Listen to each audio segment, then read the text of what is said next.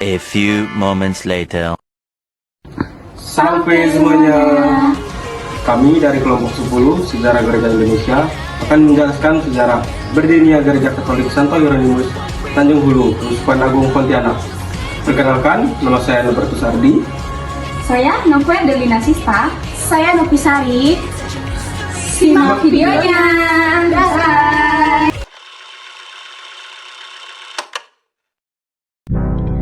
Halo teman-teman semua, selamat datang di video kita kali ini. Di video ini, kita bakal membahas perjalanan sejarah Gereja Katolik Santo Hieronymus yang ada di Tanjung Hulu, tepatnya kota Pontianak. Tapi tenang, kita nggak bakal bahas dengan cara yang kaku kayak buku-buku sejarah. Kita bakal ngebahas dengan gaya yang santai, biar tetap dapat ilmunya tapi juga enak didengar teman-teman sekalian. Nah, di sini kenapa sih penting buat kita tahu sejarah gereja? Nah, karena dari situ kita bisa ngerti bahwa gereja yang kita lihat sekarang itu nggak langsung jadi, tapi melalui proses panjang, penuh perjuangan dan kerjasama, serta tentunya iman dan kekuatan persatuan dari umat-umatnya. Ayo sekarang langsung kita masuk ke dalam ceritanya. Bye!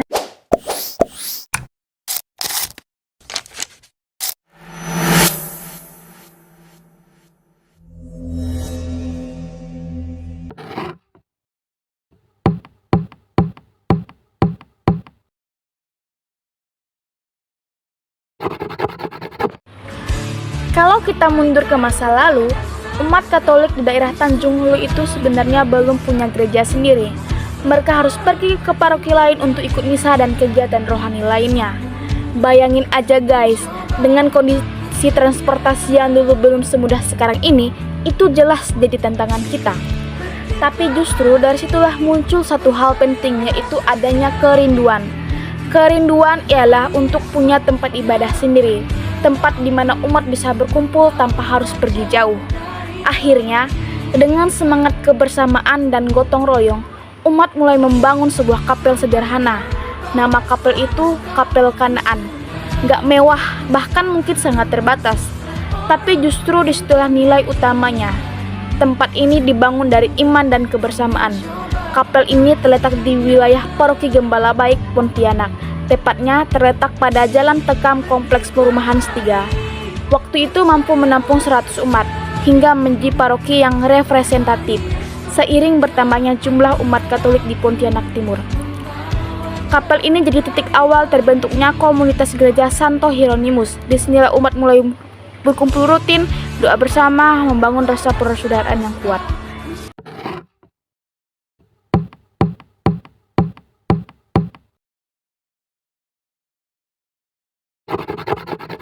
Seiring waktu berjalan, jumlah umat semakin bertambah. Kegiatan gereja juga makin berkembang. Gak cuma misa, tapi juga ada katekese, pertemuan doa, pendalaman iman, bahkan kegiatan sosial. Dari yang awalnya kecil, komunitas ini mulai terasa hidup dan aktif.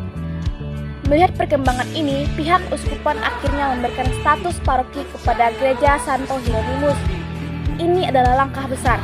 Momen peresmian pada 25 Desember 2003 oleh Monsinyur Hieronymus Herculanus Bumbun, OFM Cup, serta peresmian nasional pada 14 Januari 2004 loh. Kenapa? Karena menjadi paroki berarti gereja ini sudah dianggap mampu berdiri sendiri dalam melayani umat. Ada tanggung jawab yang lebih besar, mulai dari pelayanan sakramen, pembinaan iman, sampai kegiatan sosial di masyarakat. Dari sini, Gereja Santo Hieronymus bukan cuma tempat ibadah, tapi juga jadi pusat kehidupan iman untuk di wilayah Tanjung Hulu.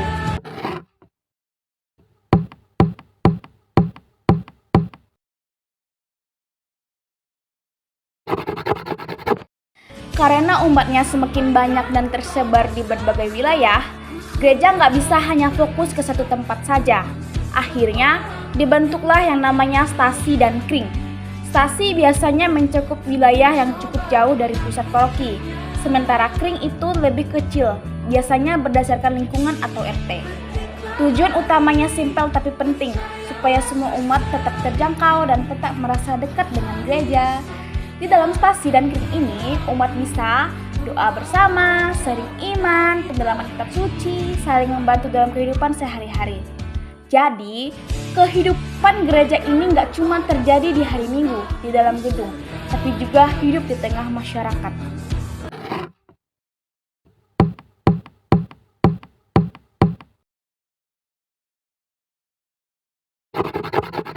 Supaya semua kegiatan berjalan dengan baik, Gereja Santo Hieronymus punya struktur organisasi yang jelas loh. Di bagian paling utama ada pastor paroki yang bertanggung jawab atas kegiatan rohani umat.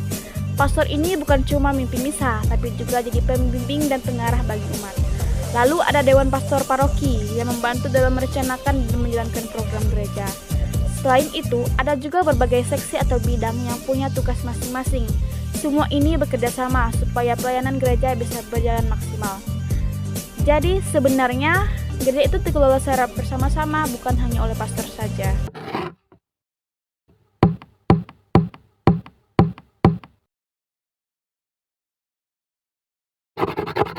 Salah satu hal yang bikin gereja ini tetap hidup dalam banyaknya bidang pelayanan yang aktif.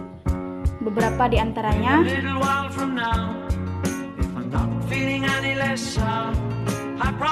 ngurus jalannya misa dan ibadah, mulai dari kor, lektor, sampai tata perayaan.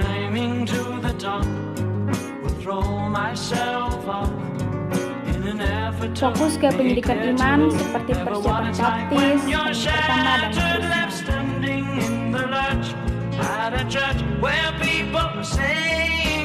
Ini yang langsung turun ke masyarakat, membantu menunjukkan kegiatan sosial dan aksi kemanusiaan.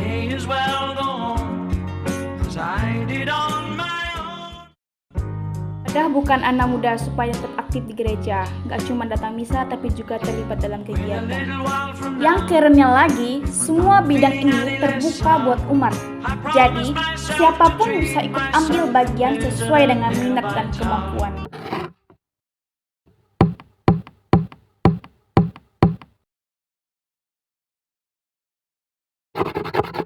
Namanya perjalanan panjang, pasti nggak selalu mulus.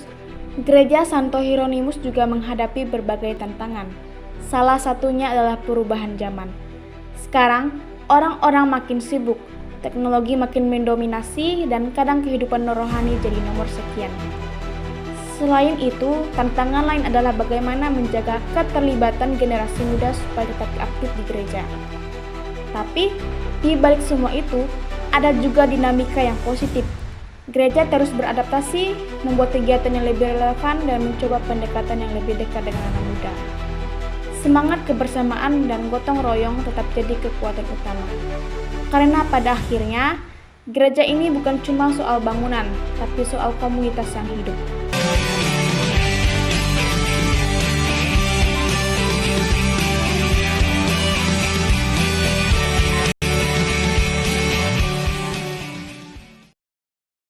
Dari perjalanan panjang ini, kita bisa belajar bahwa Gereja Katolik Santo Hieronymus Tanjung Hulu, Pontianak bukan langsung jadi seperti sekarang.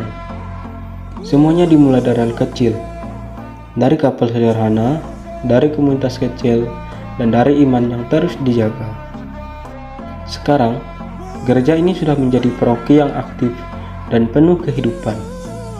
Dan kedepannya, perjalanan ini akan terus berlanjut, tentunya dengan peran kita sebagai generasi sekarang. Jadi, semoga lewat cerita ini kita tidak cuma tahu sejarahnya, tetapi juga lebih peduli dan mau ikut ambil bagian dalam kehidupan menggereja. Karena gereja bukan cuma tempat, tetapi keluarga.